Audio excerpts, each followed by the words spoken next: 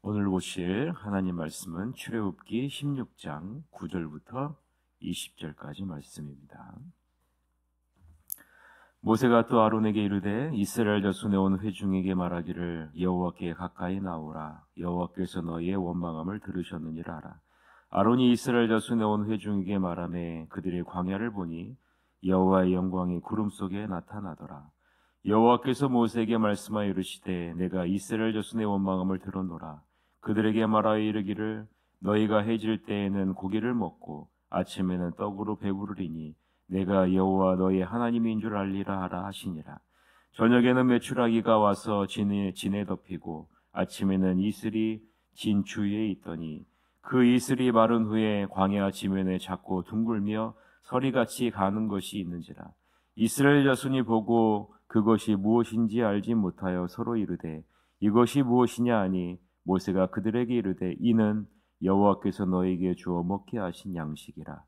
여호와께서 이같이 명령하시기를 너희 각 사람은 먹을 만큼만 이것을 거둘지니 곧 너희 사람 수요대로 한 사람에 한 오멜씩 거두되 각 사람이 그의 장막에 있는 자들을 위하여 거둘지니라 하셨느니라. 이스라엘 자손이 그같이 하였더니 그 거둔 것이 많기도 하고 적기도 하나 오멜로 되어 본즉 많이 거둔 자도 남음이 없고 적게 거둔 자도 부족함이 없이 각 사람은 먹을 만큼만 거두었더라. 모세가 그들에게 이르기를 아무든지 아침까지 그것을 남겨두지 말라 하였으나 그들이 모세에게 순종하지 아니하고 더러는 아침까지 두었더니 벌레가 생기고 냄새가 난지라. 모세가 그들에게 노하니라. 아멘. 오늘은 하나님의 공급하심을 신뢰하라. 하나님의 공급하심을 신뢰하라 라는 제목으로 하나님 말씀 보겠습니다. 하나님은 먹을 양식이 없어 원망하고 불평하는 이스라엘 백성들을 어떠한 방식으로 대한다라고 어제 말씀드렸어요? 은혜의 방식으로 대하셨다라고 말씀드렸죠. 이 은혜의 방식의 결정체가 누구라고 말씀드렸어요? 생명의 떡으로 오신 하늘의 양식이신 예수 그리스도다라고 말씀하셨죠. 지금도 우리를 이 은혜의 방식으로 대하시는 분이 하나님이시다라는 거예요. 인간은 수없이 많이 변했지만 하나님은 여전히 변함없이 지금도 우리를 은혜의 방식으로 대하고 계신다라는 사실, 참 이것이 위로가 되죠. 하나님이 이스라엘 백성의 삶 전체를 책임지시겠다라고 말씀하시는 거죠. 내가 너희의 삶을 책임지겠다. 그리고 내가 너희를 말씀으로 인도하겠다. 여러분, 이 세상이 광야와 같지 않습니까? 황무지와 같지 않습니까? 하나님이 우리의 삶을 책임지겠다고 말씀하시고요. 공급자가 되어주시겠다고 말씀하시고 내가 이 광야 같은 이 세상 속에서 너희를 인도하겠다라고 말씀하시는 겁니다. 이에 모세는 이스라엘 백성들에게 여호와께 가까이 오라라고 명령합니다. 그리고 이렇게 말씀하시죠.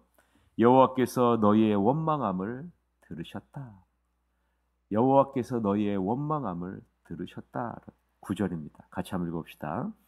모세가 또 아론에게 이르되 이스라엘 자손의 온 회중에게 말하기를 여호와께 가까이 나오라.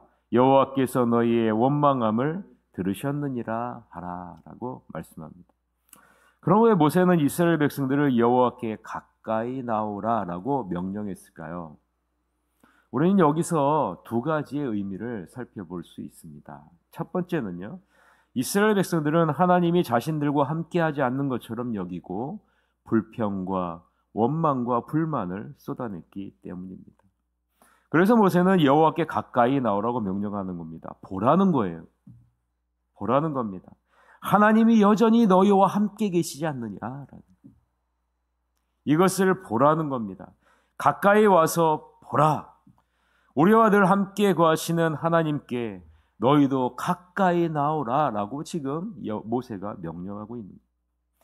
이것을 통해 백성들이 무엇을 깨달으라는 겁니까? 하나님이 없는 것처럼 여기고 원망했던 너희 자신의 모습을 한번 보라는 거예요.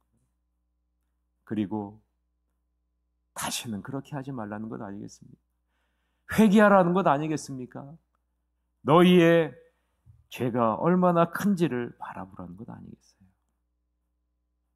여러분, 우리도 이런 모습 가운데 있지는 않을까요?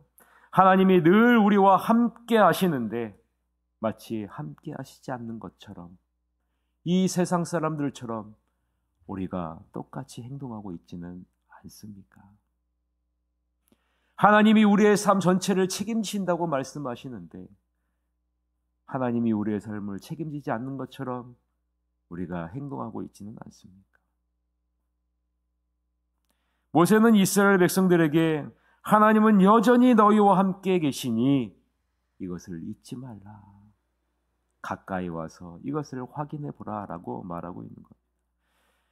두 번째, 하나님께 가까이 나오라 라고 말씀한 의미는요, 순종과 헌신의 자세를 가져야 한다라는 의미를 말합니다.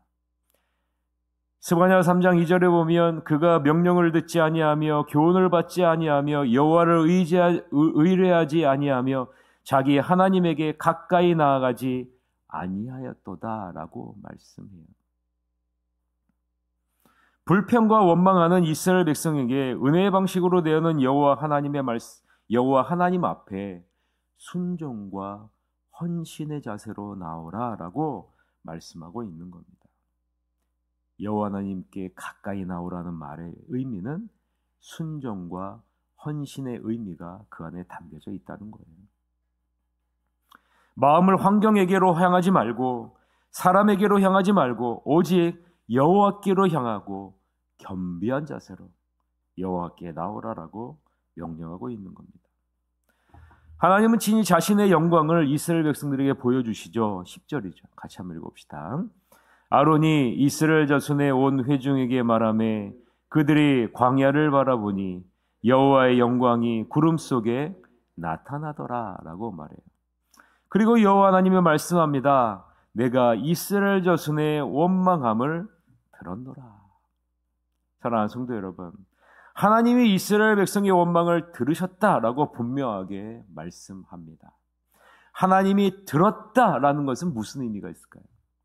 인간과 같이 귀로 들었다라는 의미로 끝날까요? 하나님이 들으셨다라는 것은요, 그 문제를 위해 하나님이 친히 앞장서신다라는 의미를 담고 있어요. 그 문제를 친히 해결하실 수 있다라는 의미가 그 가운데 담겨져 있는 겁니다. 하나님의 애굽 사람들의 애굽에서 고통 가운데 있는 이스라엘 백성들의 울부짖음을 들으셨을 때 어떤 일이 발생했습니까? 하나님은 10가지 재앙으로 이스라엘 백성들을 심판하셨고요. 하나님은 이스라엘 백성들을 인도해 내시지 않았습니다. 그리고 홍해를 가르셔서 바다 가운데 마른 땅을 만드셔서 이스라엘 백성들이 마른 땅으로 건너가게 하셨고요. 뒤쫓아오는 애국 군대를 한순간 몰살시키지 않았습니까?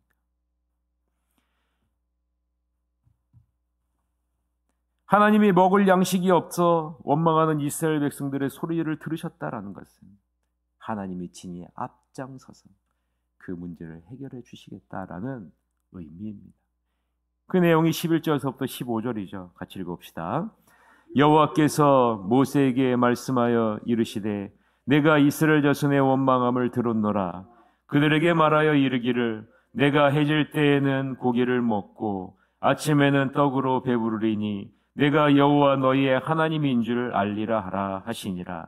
저녁에는 메추라기가 와서 진에 덮이고 아침에는 이슬이 진 주위에 있더니 그 이슬이 마른 후에 광야 지면에 자꾸 둥글며 서리같이 가는 것이 있는지라.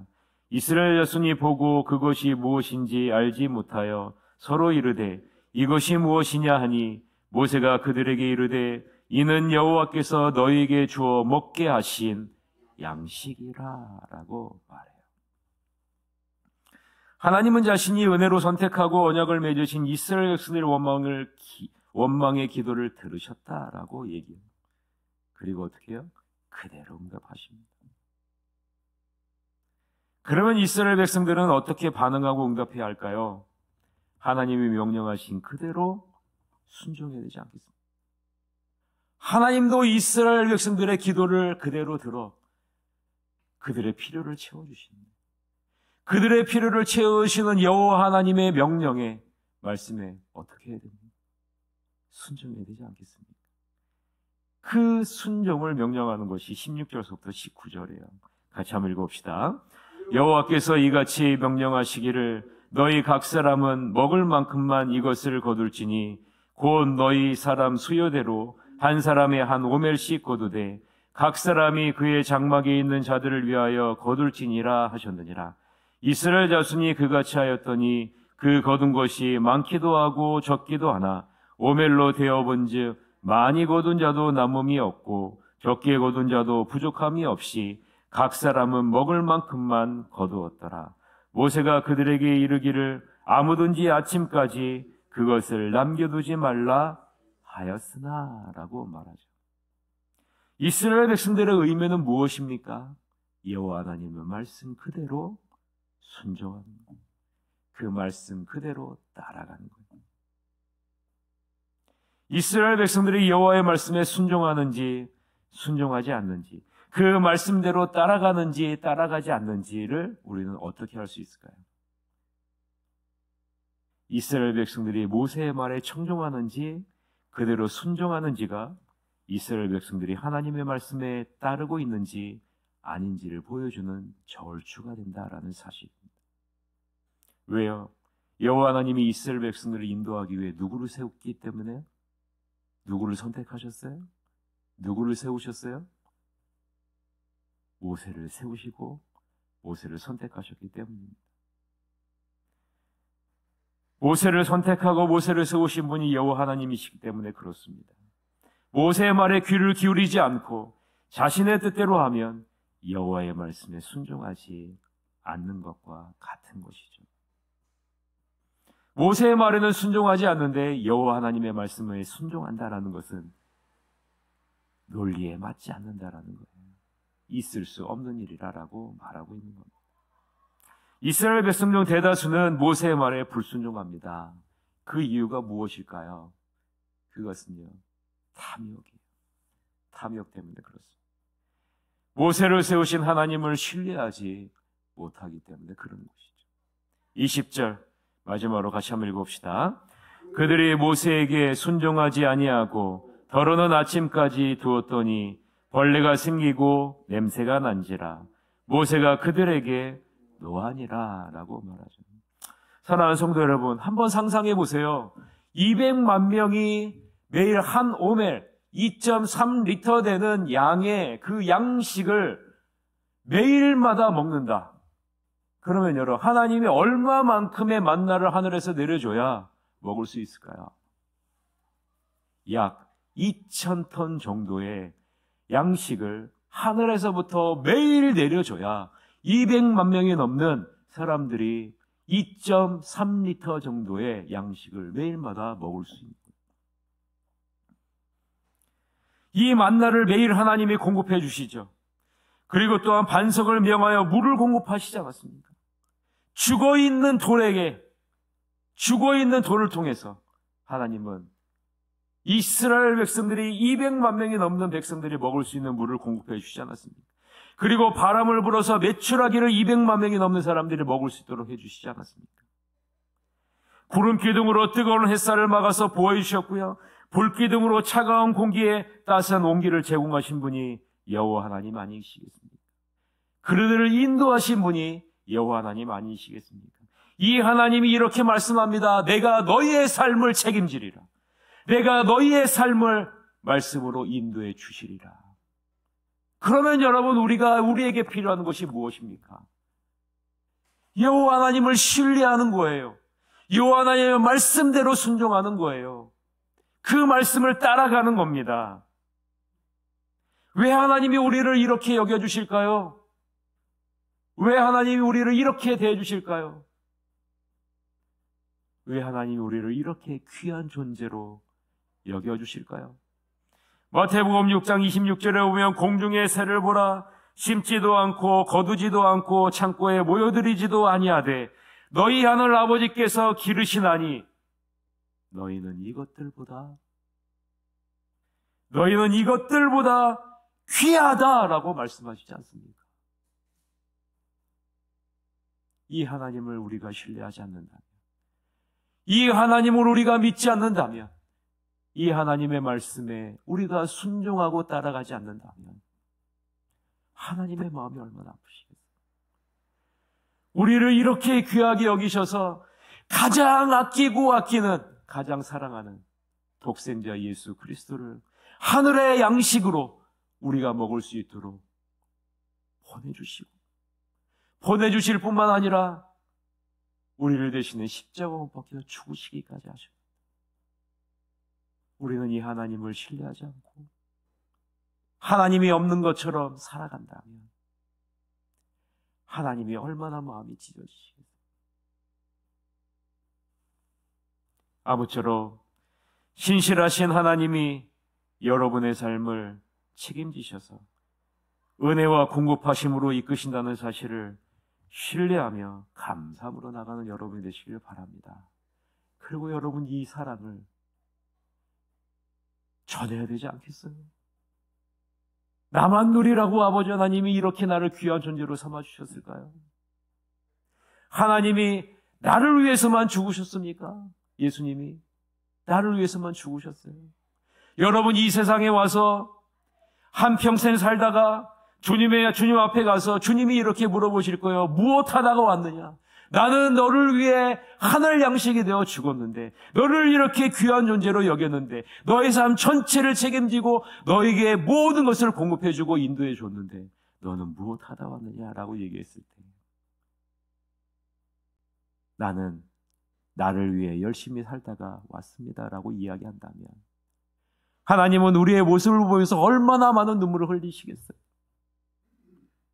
죽은 영혼을, 지옥을 향해 가는 영혼을 내게 맡겼건만 너는 너 하나 잘 살려고 이 세상에서 부단히 노력하다가 내 품에 왔구나.